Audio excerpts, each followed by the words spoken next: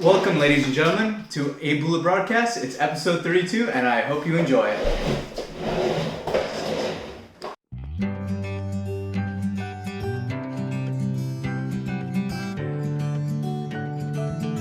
And now we're going to go straight into our first segment, in case you missed it. This story involves Kelly Pasek, a librarian from Virginia, who's actually come up with a way for her students to get the reading material that they need through social distancing.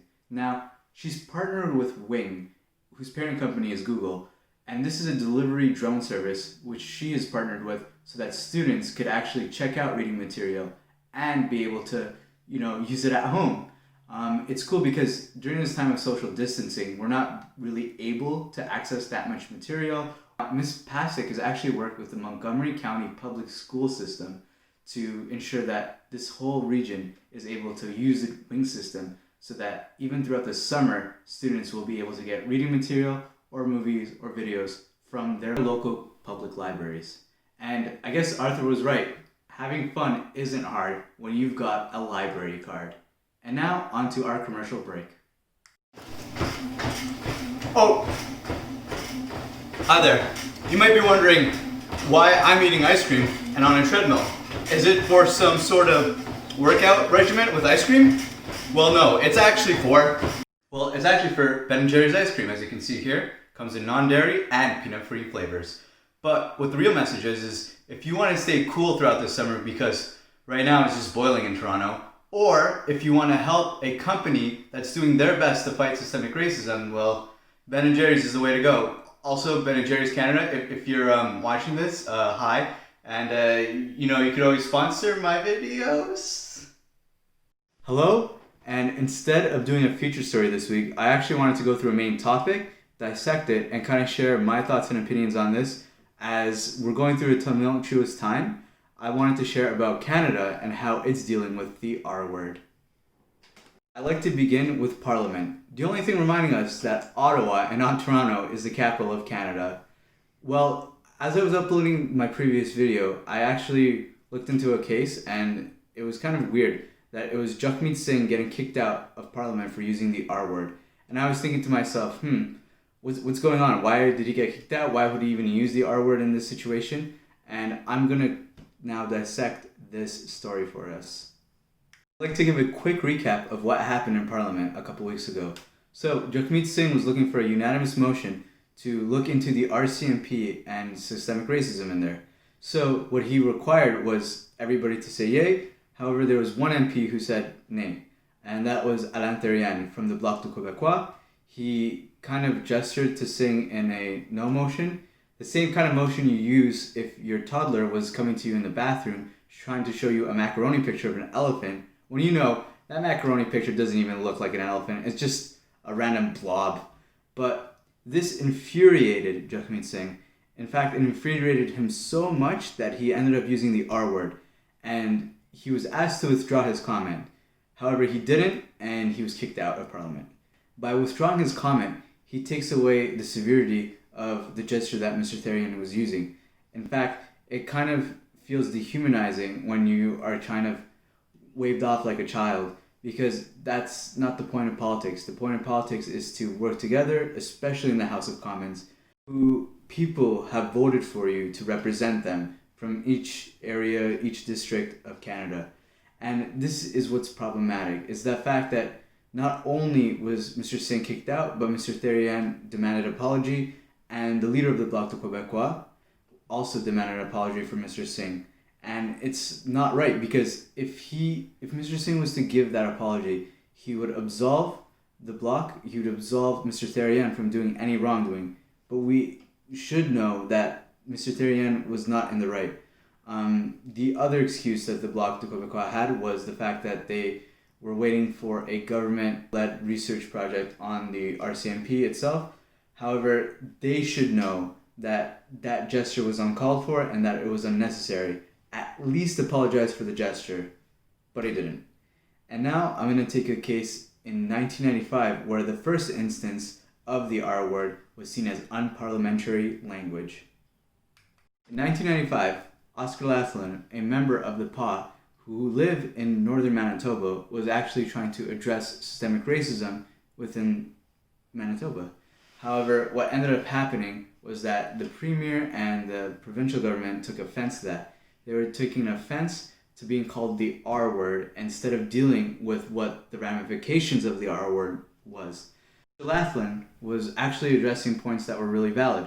The fact that residential schools were still running, the last one closing in 1996, and if you do not know residential schools, I highly recommend you look up on them because they're a huge part of Canadian culture and a huge part of just the problematic culture of how Canada has been treating or mistreating Aboriginal people.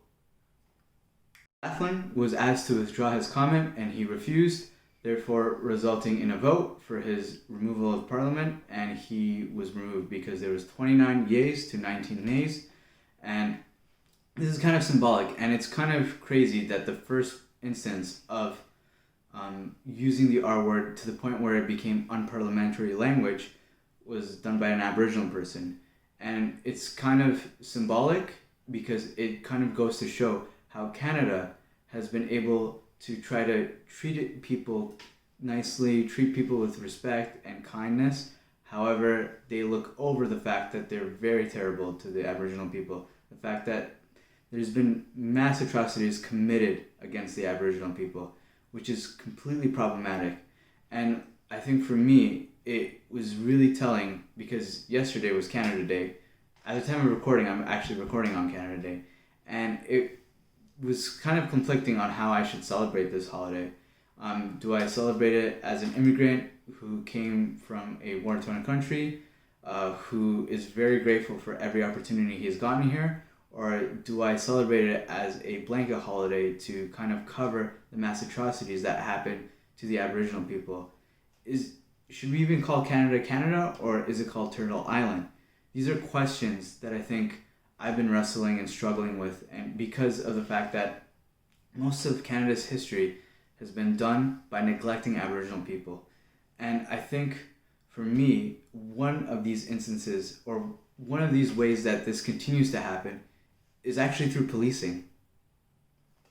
Policing, it's kind of been in the forefront of what has been going on, and a lot of people have actually been questioning what is the role of the police, how much should they get, how much taxpayers should actually pay for their salaries or their equipment, or how they should go about policing.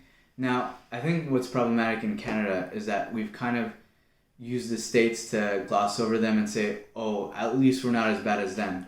But for us, that's not the goal. The goal is not to be second last or third last. The goal is to ensure that every person in our society has an opportunity to be treated with respect and care and to be able to actually prosper.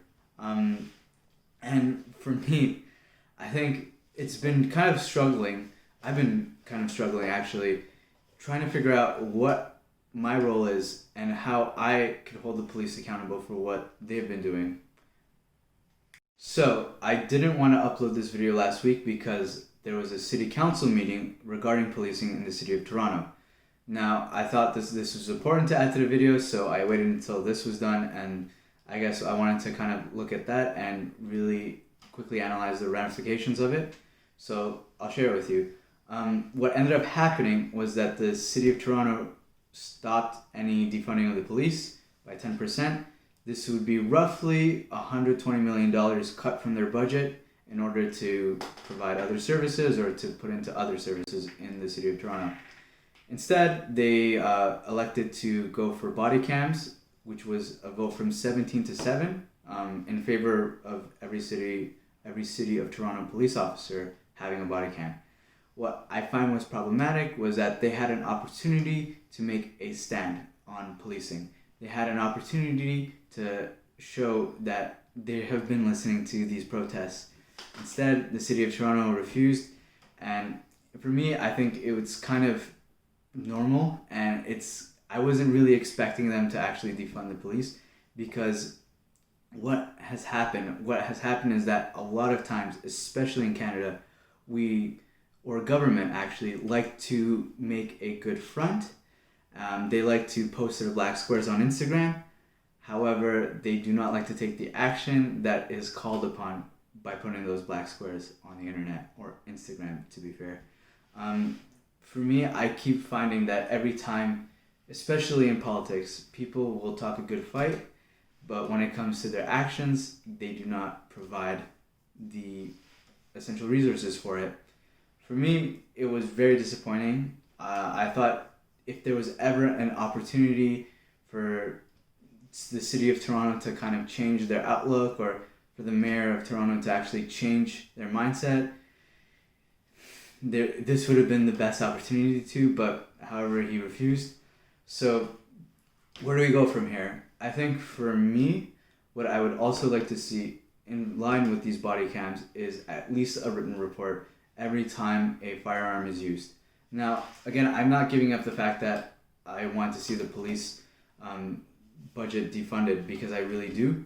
However, if I'm going to kind of try to give some small steps for the city of Toronto, I would say at least written reports for every time a firearm is used with body camera footage to hold police accountable, because this has been the major problem. The police have not been able to be held accountable, and on top of that, this systemic racism, there I said it, racism, has been so ingrained with our society that we kind of don't bat an eye anymore, that we use the busyness of life to kind of forget, oh yeah, there are issues that I should care about, but I can't. At the same time, we've used social media to kind of out those instances of police not using the proper methods in handling situations. And it's kind of telling that social media has done a better job of holding the police accountable than our government has, than our city councilors have, and that frankly, the onus is on us, but it shouldn't be on us. We should also have systemic measures to make sure that people in charge are doing it correctly and not necessarily abusing those powers. That was a lot. Thank you for just watching all of this. If you have any comments, if you have any points that you want to argue with me, feel free to, because I want to learn, and I think if I'm open to more perspectives, it'll help me learn and help me just expand my knowledge in these situations. Thank you for everything, and now we're going to go to the pun of the day. Pun of the day is, don't forget to believe in your shelf. Don't forget, you could always like this video, watch us on YouTube, or watch me on YouTube, or Instagram Live. And if you really like the video, please share it. I mean, seriously, like, come on, these videos are really hard, and I would really like the views. Anyways, I'm just rambling off. I hope you guys have a great day, a great week, or a great couple weeks, because I'll be uploading, hopefully, in the next 2 weeks. Bye.